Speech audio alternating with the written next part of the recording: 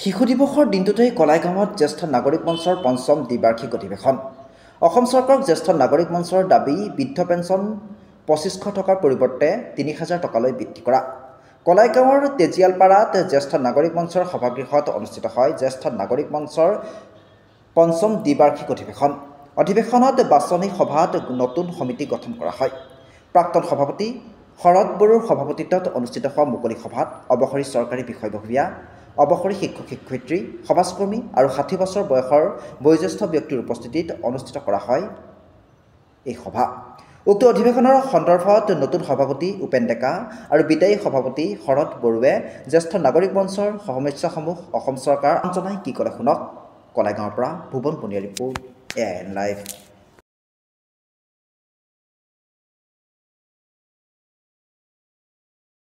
কৰিবলগীয়া কাম আমাৰ বহুত আছে, সেইখিনি আমি কৰিব পৰাটো লগ হৈ যদি আমি কৰিব পাৰোঁ, আমাৰ যিখিনি আমি যিসকল জ্যেষ্ঠ আছোঁ, এই জ্যেষ্ঠসকলে আমাৰ গাঁও চুবুৰী বা যিসকলে অসুবিধা আছে, সেই অসুবিধাবোৰ আমি দূৰ কৰিবৰ কাৰণে আমি যৌথভাৱে চেষ্টা কৰি যাতে সেইকেইটাবোৰ দূৰ কৰিব পাৰোঁ।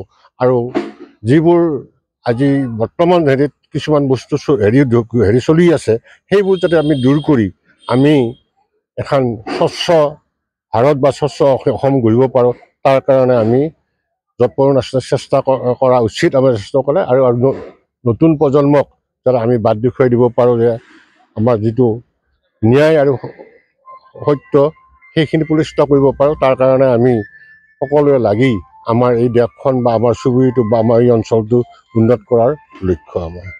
জ্যেষ্ঠসকলক চৰকাৰে যিখিনি সুবিধা দিব লাগে, সেইখিনি সুবিধা যদি যিখিনি আমাৰ বৃদ্ধ পেঞ্চন, সেই বৃদ্ধ পেঞ্চনখিনি আমাক দিলে আৰু যিখিনি আমাৰ ঔষধৰ ব্যৱস্থা কৰি দিয়ে, যদি অন্ততঃ আমাৰ কিছু আমাৰ উপকৃত হ'ব আৰু তেওঁলোকে অলপ কিছু প্ৰেৰণা পাব। বৰ্তমান দেখা গৈছে যে জ্যেষ্ঠসকলক যিটো মানে বৃদ্ধ পেঞ্চন দিয়ে ২৫০ টকা, এই ২৫০ টকা একাপ চাহৰ দামো নহয়। আপোনালোকৰ চৰকাৰক কি দাবী কৰিব?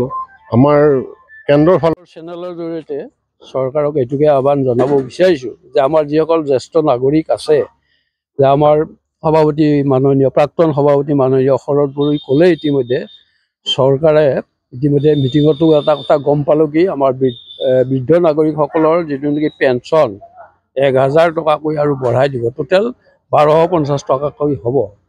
আমাৰ নাগৰিক মঞ্চই ডিমাণ্ড এটা দি আছিলে ৩০০০ টকা হোৱা, তথাপিতো এতিয়া চৰকাৰে কিবা এটা পদক্ষেপ লৈছে। তাৰ কাৰণে চৰকাৰৰ ওচৰলৈকে আমি বিনম্ৰভাৱে অনুৰোধ জনাব বিচাৰিছোঁ আপোনালোকৰ চেনেলৰ জৰিয়তে যাতে এই জ্যেষ্ঠ নাগৰিকসকলৰ যিটো সমস্যা আছে, এই সমস্যাটো সমাধান কৰক। আৰু এই ক্ষেত্ৰত আমাৰ যিজন নেকি প্ৰাক্তন EM আছিলে দিগন্ত বৰুৱাক আমাৰ জ্যেষ্ঠ নাগৰিক মঞ্চৰ কালাইগাঁও শাখাৰ পৰা তেখেতকো আমি ধন্যবাদ জনাইছোঁ। তেখেতে আমাক ইয়াত বহিব পৰাকৈ এটা সভাগৃহ তৈয়াৰ কৰিলে আৰু সেই সভাগৃহটো তৈয়াৰ কৰি দিয়াৰ বাবে আমি দিগন্ত বৰুৱাক বহুত ধন্যবাদ জনাইছোঁ।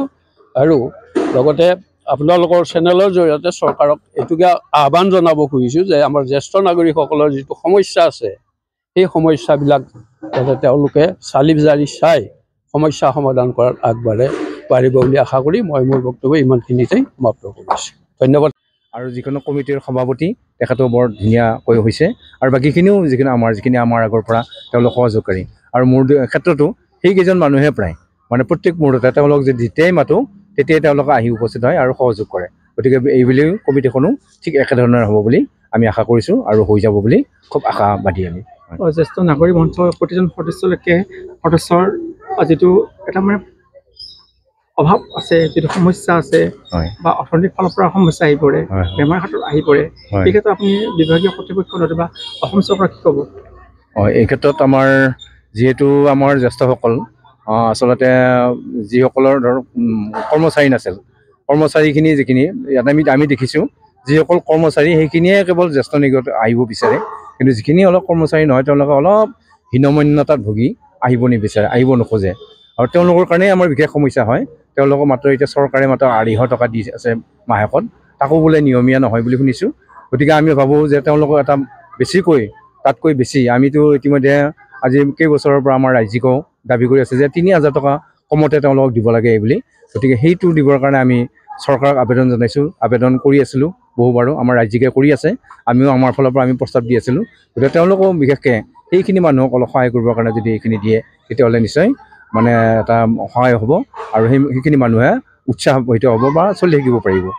আজি অধিৱেশনৰ সন্দৰ্ভত আপোনাৰ অনুভৱটো কেনেকুৱা হৈছে? আজি অনুভৱ বৰ ধুনীয়া, অনুষ্ঠানো বৰ ধুনীয়াকৈ হৈ গ'ল আৰু যিহেতু আমি নিজৰ ঠাইত নিজৰ জেগাত আমি নিজাকৈ আমি কৰিব পাৰিছোঁ আৰু লগতে আমাৰ যিখিনি অতিথি প্ৰায়খিনি আহিছে, মাত্ৰ আমাৰ EM চাহাব আহিব নোৱাৰিলে, EM বৰ্তমান নহয় তেওঁ পাৰিখন, তেখেত আহিব নোৱাৰিলে আৰু বাকী গোটেইখিনি আমাক সহযোগ কৰিছে আৰু ধুনীয়াকৈ আমি কেনেকৈ চলিব লাগিব কি কৰিব লাগিব গোটেইখিনি দিহা পৰামৰ্শ দিছে আৰু শেষত এটা নাহৰ পাৰ্টি বাৰে ৰহণীয়া পাৰ্টি এটাই আহি আমাক বহুত আমন্ত্ৰিত কৰিলে, সেইকাৰণে আমি সকলোকে আটাইকে ধন্যবাদ জ্ঞাপন কৰিছোঁ। যিকোনো খবৰৰ বিজ্ঞাপনৰ বাবে যোগাযোগ কৰক 7896121996।